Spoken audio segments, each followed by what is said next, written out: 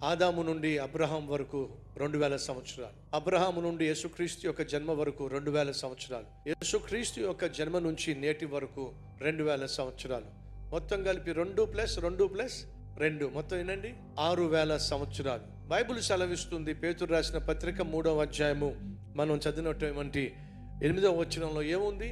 దేవుడి దృష్టిలో ఒక దినము ఏమిటట 1000 సంవత్సరాలు. ఈ 6000 సంవత్సరాలు ఈజ్ ఈక్వల్ టు దేవునికి దృష్టిలో ఎన్ని దినాలు చెప్పండి? 6 దినాలు. 6 దినాలు ముగిసిపోయినాయి అనుకోండి. దేవుడు 7వ రోజున పని చేశాడా? పని చేయాల. 7వ రోజు ఏమిటట? విశ్రాంతి. అనగా ఎన్ని సంవత్సరాలు గడిచిపోయినాయి? 6000 సంవత్సరాలు, అనగా 6 దినములు గడిచిపోయినాయి. అంటే అర్థం తెలుసా? 6 రోజులు గడిచిపోయినాయి. టైం ఎంత అయిందో తెలుసా మీకు? 11 గంటల 59 నిమిషాల 59వ సెకండ్ మీద సెకండ్ ముళ్ళుంది.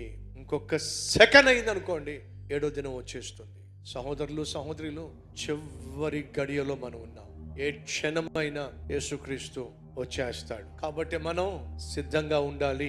ఈ వాస్తవాన్ని మర్చిపోవద్దు.